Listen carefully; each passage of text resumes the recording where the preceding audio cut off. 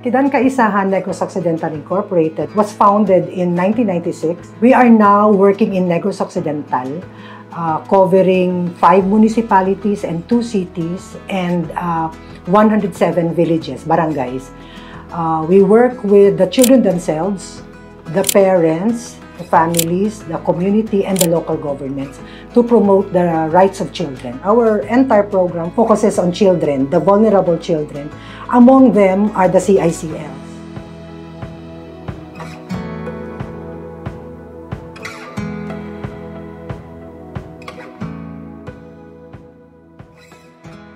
Actually po, yung partnership po namin, ma'am, with Kidan is productive po at saka maganda yung aming system, referral system po namin kasi po parang sila yung naging one of our backbone din po sa programa ng mga kabataan namin sa aming child at risk at saka sa aming children in conflict with the law.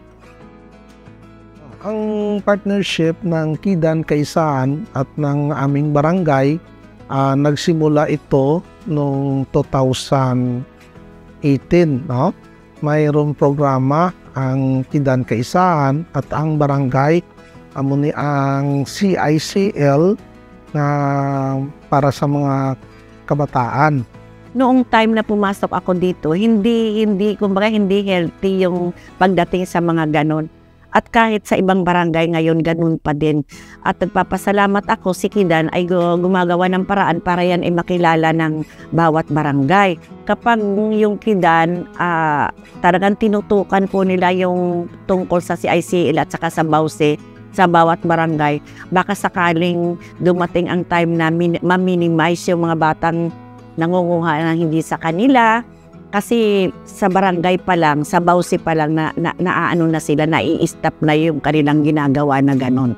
Natutulungan na sila.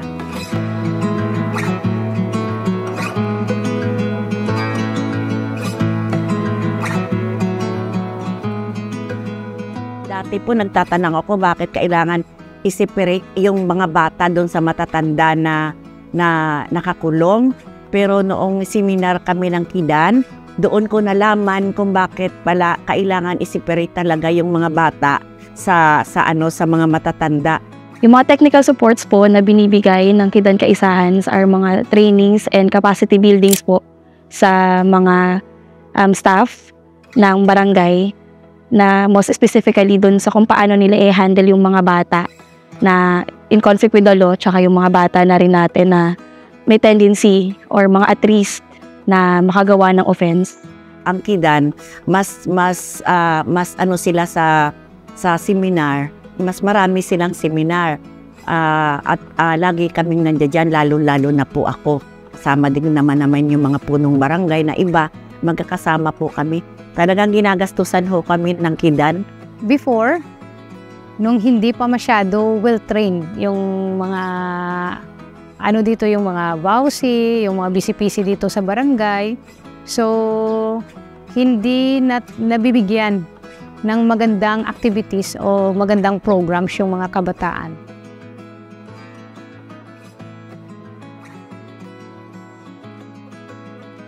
Kasi sabi daw nila sa akin,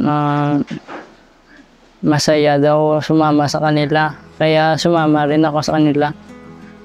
At di ko alam, nagnanakaw pala sila ng mga gamit doon. Doon sa barangay, doon ko naranasan ang pagkakaibigan at tinuturuan kami ng tama at mali na ginagawa namin. Yung specific intervention po namin sa Barangay Gargato, yung pag-intensify or pag-strengthen ng Barangay Intervention and Diversion Committee, kasama na dun yung pag-strengthen ng Unified Protocol na yun yung magiging basihan nila in response or addressing sa mga batang o sa mga CAR at saka sa ICL. We also work directly with the Barangay Councils for the Protection of Children and the Municipal Councils for the Protection of Children, specifically in the Intervention and Diversion Program for CICLs. Thankful po yung LGU kasi andyan po yung NGO na Kidan Kaisahan na partnership. At the same time po, Sila din yung support system namin, especially sa kabataan. And as a social worker po, hindi po natin minsan makakaya yung within 24 barangays na lahat mabigyan ko ng oras na ma-counseling, mabigyan ng mga training yung sa mga barangay. But on the other side po, yung nagbibigay nun at nagpo-provide is yung sa Kidan Kaysahan, yung NGO po.